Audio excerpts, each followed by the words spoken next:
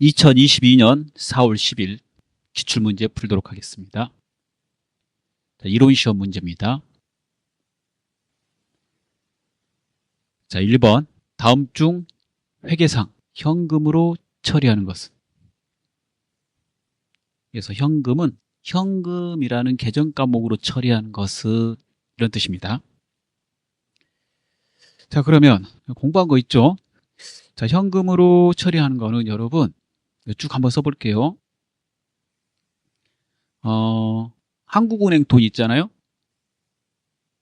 통화 당연히 현금으로 처리하고 지폐하고 주화를 말하고요. 그 다음에 한국은행 돈 대신 쓰는 거 통화 대용증권. 그러니까 통화 대용증권을 많이 외우시면 되겠죠. 예, 이걸 잘 모르시니까. 예, 그 통화 대용증권의 자기합수표. 그 다음에 다른 회사가 발행한 타인 발행 당좌수표. 자, 그 다음에 우체국에서 발행하는 우편한 증서. 그 다음에 배당금 지급 통지표. 그 다음에 사채이자 지급표. 그 다음에 계속 써볼게요. 가계수표, 송금수표. 물론 여기 쓰는 거는 현재 다 사용하는 거 아닙니다, 여러분. 예전부터 썼던 것들을 이론이니까 보기에 낼 수 있는 거예요. 그 다음에 일람 출급업. 이 정도 넣으시면 돼요. 그러면 골라볼게요. 가번 자기합수표. 그 다음에 라번 우편한 증서. 정답 4번입니다. 그 다음에 답은 당좌차울 좀 설명드리면요. 당좌차울은 당좌예금 통장에 돈이 부족할 때 은행에서 빌려주는 돈을 말합니다. 이거는 계정 과목이 당좌차울 또는 단기차입금으로 처리합니다. 이 두 개는 따라서 부채에 있는 거죠. 부채. 당좌차울 또는 단기차입금으로 회계 처리해요. 이 두 개의 계정 과목 다 부채 계정입니다. 자, 2번 아래의 자산과 부채의 유동성과 비유동성 구분 기준에 따라 분류한 것으로 다음 중 옳은 것은? 아래 자산과 부채를 한번 보시죠. 이렇게 아래 자산과 부채의 유동성과 비유동성 구분 기준에 따라 분류한 것으로 다음 중 옳은 것은? 이렇게 되어 있네요. 보기. 가번 보고기한 종료일로부터 1년 내 현금화 되는 자산. 유동자산이죠. 보고기한 종료일로부터 1년 이내에 상환기한이 도래하는 부채. 유동부채. 정답은 1번이 되겠습니다. 그게 특별한 거 없어요. 자, 그 다음 문제 볼게요. 자, 3번입니다. 아래의 거래 내용에 대하여 거래 요소의 결합관계와 거래의 종류가 바르게 표시된 것은? 거래의 8요소를 하시면 쉽게 풀 수 있습니다. 일단은 내용을 보고 회계 처리 한번 하면 되겠네요. 상품 판매 전 시장에서 업무용으로 사용할 목적으로 컴퓨터와 프린터기를, 그래서 제일 중요한 건 업무용이죠. 판매용이 아니라. 예. 그러면 컴퓨터와 프린터기는 비품 이렇게 되죠. 150만 원에 구매하고 구매 대금은 신용카드로 결제했다. 신용카드는 뭐예요? 외상인데 재고자산을 사지 않았으니까 이 외상의 이름은 미지급금. 그러면 차변의 비품이고요. 대변의 미지급금이잖아요. 회계처리 연습 많이 이거 했었죠. 예, 이거 자산의 증가. 이거 자산의 증가 차변, 부채 증가, 대변. 자, 이렇게 되는 거니까 자, 1번이 되겠습니다. 자산의 증가, 부채의 증가가 보기 하나밖에 없어요. 그래서 거래 종류는 안 봐도 정답 찾을 수 있어요. 교환거래는 뭡니까? 그러면 교환거래는 자산, 부채, 자본만 있는 거래를 말해요. 그렇게 맞는 말이 되겠죠. 4번. 다음 중 상품의 취득원가에 가산해야 하는 항목은? 상품의 취득원가에 가산하는 거는 상품 취득 시에 정상적으로 발생되는 부대 비용은 가산하라고 되어 있어요. 다만 물건의 하자로 반품하거나 또는 깎은 거, 애누리, 그다음에 대금을 빨리 갚아서 할인한 거는 차감하라고 되어 있습니다. 따라서 차감, 얘는 가산. 4번의 정답은 4번이 되겠습니다. 5번 보겠습니다. 다음 자료에 누락분을 반영한 수정 후 당기순이익은 얼마인가? 수정 전 당기순이익은 100만 원이래요. 그러면 100만 원부터 계산을 시작하죠. 여기에다가 두 개를 반영해 볼게요. 이자 비용 기간 경과분 반영 누락. 이자 비용 기간 경과분이란 거는 이자 비용 발생분이에요.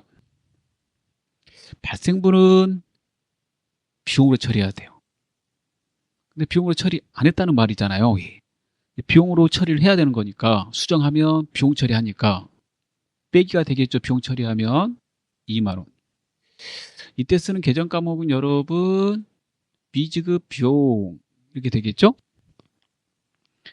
자, 그 다음에 전액 비용 처리한 지급보험료의 차기분 2월 누락.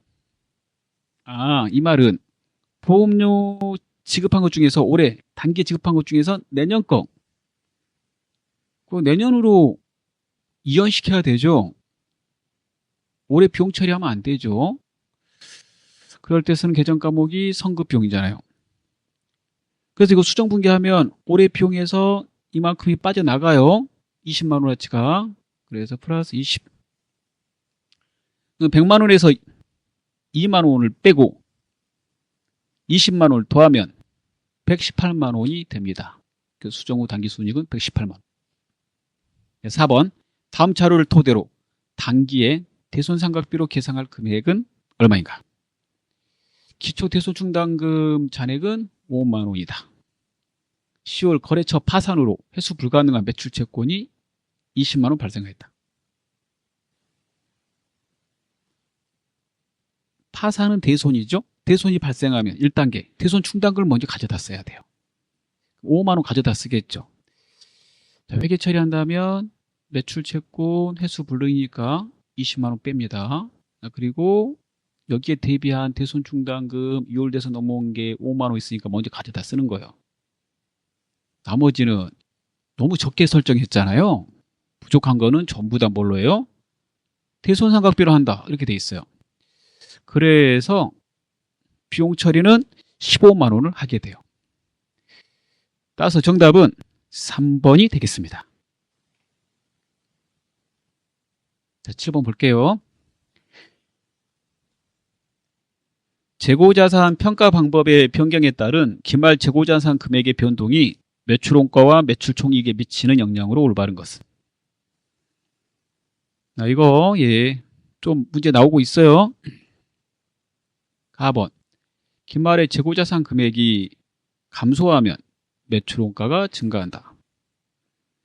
재고자산 금액이 감소했다는 거는 많이 팔았다는 거잖아요. 재고가 안 쌓여야 되니까. 이게 많이 파니까 팔리면 매출원가에 반영되죠? 맞는 말이잖아요, 이거.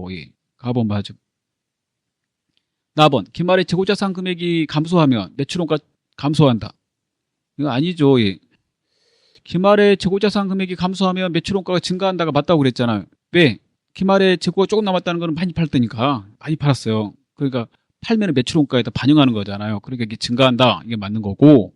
그럼 감소한다는 틀리게 되겠죠. 기말의 재고자산 금액이 감소했다는 말은 앞에서 말한 거하고 똑같아요. 매출원가가 증가한 거라고 그랬고, 매출원가가 증가하면 매출원가는 비용이죠. 비용 처리가 많이 되면은 매출총이익은 어떻게 돼요? 감소하죠. 기말의 재고자산이 증가하면 매출총이익이 증가한다.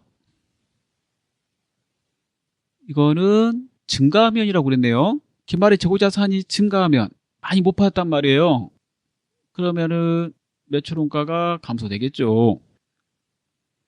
네, 적게 팔았다는 거니까 많이 남아있으니까. 그러면은 이게 비용이니까 비용 처리가 적게 됐다는 말이고, 비용 처리가 적게 되면 이익은 증가하게 되겠죠. 예. 그러면 가번하고 라번이 맞는 말이 되겠습니다. 4번입니다. 8번. 다음 중 유형자산의 취득원가에 가산하는 항목이 아닌 것은? 유형자산의 취득원가에 가산하는 것은 취득하기 위해서 발생되는 모든 재비용을 포함하라고 돼 있어요. 그래서 그 취득하기 위해서 발생되는 거, 그걸 정상적으로 쓰기 위해서, 정상적인 곳에다가 두기 위해서 관련되는 모든 설치 비용 포함 모든 것을 가산한다. 다만 그 취득할 때 발생되는 할인이라든가 애누리 이런 거는 가산하는 게 아니에요. 차감하는 거죠. 따라서 가산하는 항목이 아닌 것은 2번이 되겠습니다. 그래서 8번의 정답은 2번입니다. 나머지는 다 가산하는 항목이죠. 자, 9번 보겠습니다. 다음 거래에 대한 회계 처리 시 차변 개정 과목으로 옳은 것은? 사무실에서 사용하고 있는 에어컨을 처분하고 대금은 보통예금 계좌로 이체받았다. 이거 쉽네요. 보통예금 통장으로 받으면 차변은 보통예금이잖아요. 사무실에서 사용하는 에어컨은 비품이겠고, 그러면 차변의 개정 과목으로 옳은 것은 2번입니다. 자, 10번. 다음은 무형자산에 대한 조건이다. 이에 해당하는 것으로 가장 옳은 것은? 무형자산에 대한 조건, 물리적 실체는 없지만 식별이 가능해야 됨, 자원에 대한 통제가 가능해야 됨, 미래 경제적 효익을 가져올 수 있는 비화폐성 자산. 여러분, 무형자산의 개정 과목 많이 외우고 계시죠? 정답 몇 번이에요? 예, 2번이 됩니다. 자, 1번 기계장치, 3번 차량 운반구는 유형자산이고, 4번의 받으러음은 당좌자산이죠? 예, 그렇습니다. 자, 11번. 재무제표의 작성 기준 중 유동성 배열법에 의한 재무제표 작성 시 다음 중 가장 나중에 배열되는 개정 과목은 무엇인가? 유동성 배열법은 유동성이 큰 자산과 부채는 먼저 배열한다 이거예요. 그래서 재무상태표에 표시할 때 유동자산 표시하고 그 밑에 비유동자산 표시해요. 유동성이 큰 걸 먼저 표시해야 되니까. 마찬가지로 부채도 유동부채를 먼저 표시하고 그 밑에 비유동부채를 표시합니다. 그러면 가장 나중에 배열되는 거는 부채라면 비유동부채고요. 자산이라면 비유동자산이 돼야 되는 거죠.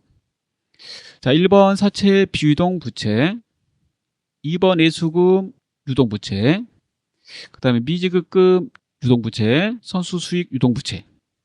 그러면 비유동부채는 1번이네요. 정답 사채 1번이 되겠습니다. 자, 이제 12번 볼게요. 다음 자료를 이용하여 외상매입금 기초잔액을 계산하면 얼마인가? 단기 외상매입액 100만원, 외상매입금 중 환출액 5만원.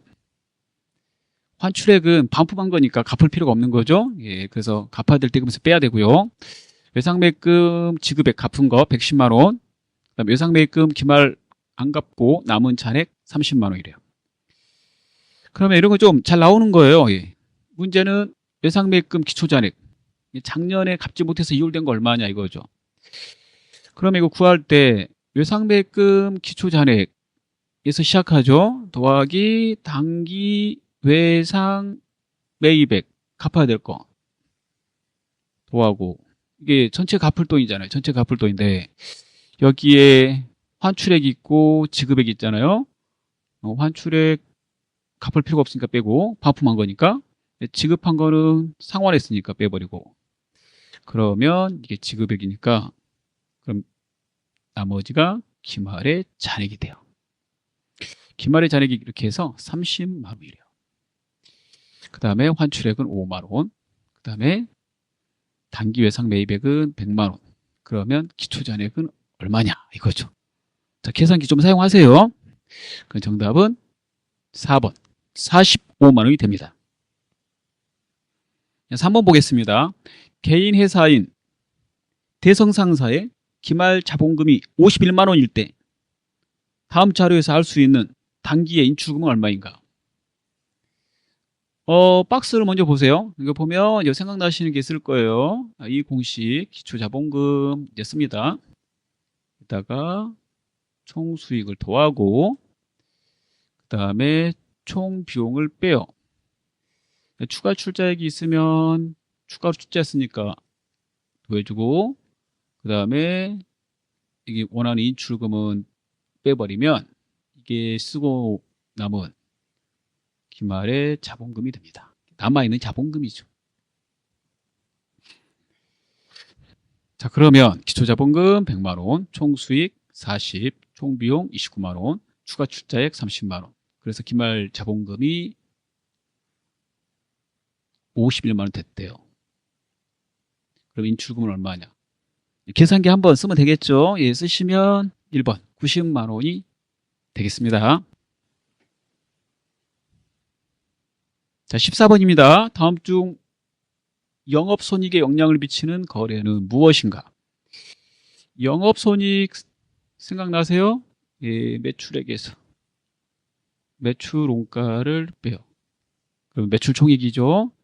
여기서 판관비를 빼면 얘가 영업손익이죠. 그래서 매출 손익에 영향을 미치는 거는 여러분 이거예요. 이거 이렇게. 보기 1번. 불이익을 덮기 위하여 기부금을 현금으로 지급하다. 기부금. 영업활동과 관계없죠. 영업의 비용. 영업의 비용은 영업의 손익 밑에다 쓰는 거잖아요. 영업의 손익에다 영업의 수익 더하고 영업의 비용 빼는 거니까. 운영경비 조달을 위한 사업용 자금 대출에 관한 이자 비용을 보통 지급하다. 이자 비용도 영업의 비용이잖아요. 예. 그래서 영향을 안 미쳐요. 그 다음에 영업부 직원의 급여를 보통 예금에서 지급하다. 영향을 미치죠. 급여는 판관비니까 이렇게. 정기예금에서 발생한 이자 수익이 보통 예금에 입금되다. 이자 수익은 영업의 수익이죠. 그래서 영업 손익에 영향을 안 미칩니다. 영업의 활동에서 벌어들인 수익이기 때문에 그렇죠. 자, 이번에 마지막 15번입니다. 다음 자료를 이용하여 매출원가를 구하면 얼마인가? 매출원가의 공식 생각나세요? 기초상품 재고, 기초재고액 플러스 단기 매입액, 단기 상품 매입액. 그 다음에 제조업자는 단기 상품 매입액이 아니라 단기 제품 제조원가 빼기 기말에 남아있는 기말 상품 재고액 이렇게 되는 거죠. 그럼 기초상품 재고액 300에다가 단기 상품 매입액 1000만원 더해서 1300에서 300만원 빼래요. 뭐 1300에서 300을 빼면 1000만원이잖아요. 따라서 팔려나간 거는 1000만원이 되겠습니다. 자, 수고했습니다.